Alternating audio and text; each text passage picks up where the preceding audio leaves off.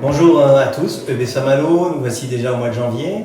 Et ce mois de janvier est un temps pour nous de jeûne et de prière.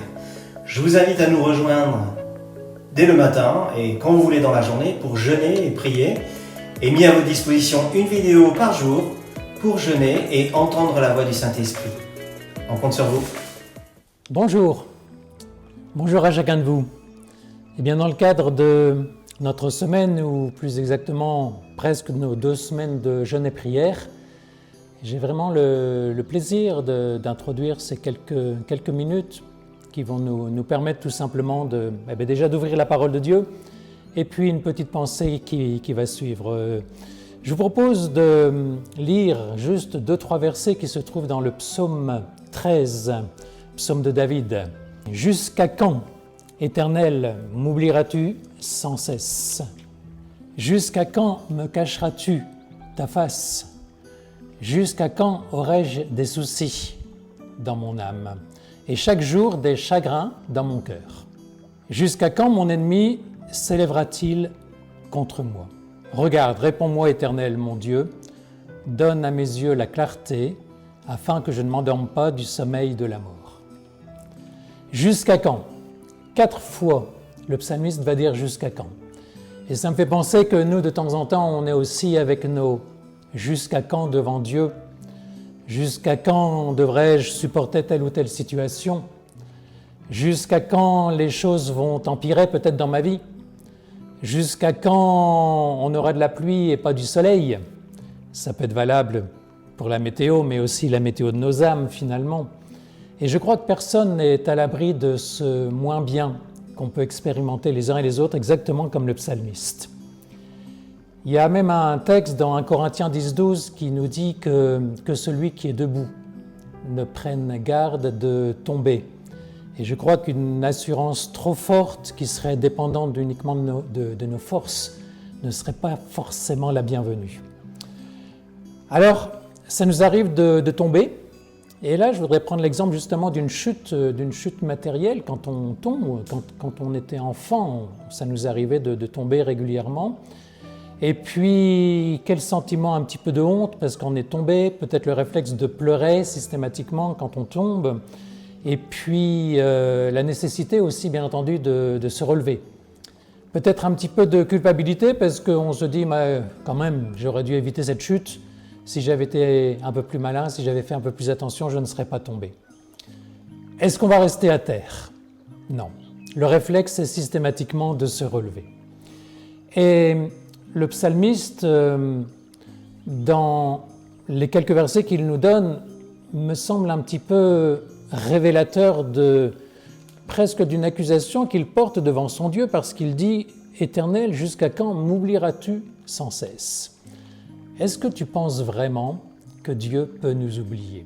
Est-ce que tu penses que Dieu peut t'oublier? Je ne crois pas. Dieu est toujours là. Dieu a toujours son regard sur chacun de nous.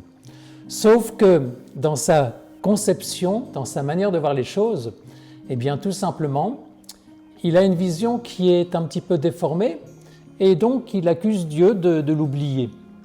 Mais si on regarde, heureusement, la fin, ou plutôt les versets qui suivent, on voit effectivement que Dieu va répondre et le psalmiste va s'en rendre compte finalement. Et il dit simplement « Éternel mon Dieu, donne à mes yeux la clarté ».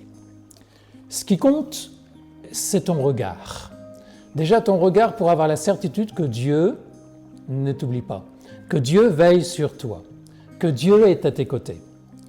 Et puis, ce bon réflexe du psalmiste donne à mes yeux la clarté, ça veut dire quelquefois il nous faut changer de lunettes, changer la manière dont on perçoit les choses afin de découvrir qu'au-delà peut-être des difficultés actuelles, eh bien l'Éternel, comme le dit David, va répondre à ces problèmes, à ces questions, à ces attentes.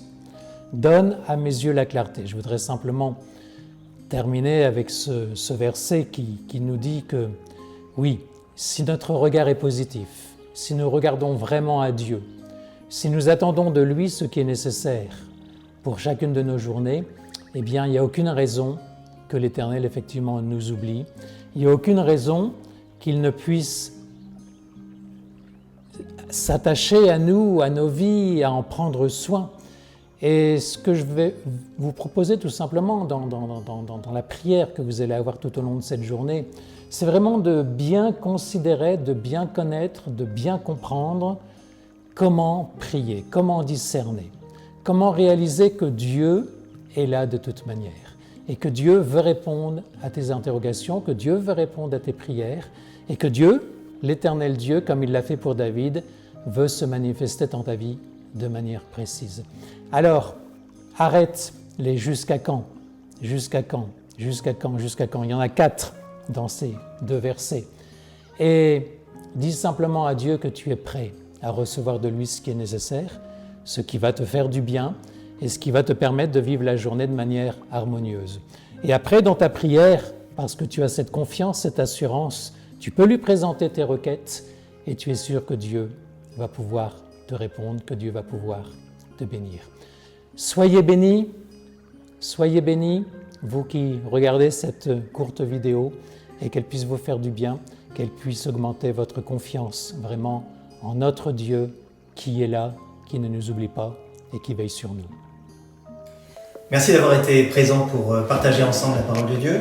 Surtout, n'hésitez pas à nous faire un retour de ce que le Seigneur vous aura dit et tout au moins à marquer par mail votre présence et votre participation au temps de jeûne et de prière à l'adresse qui s'affiche ici. À bientôt.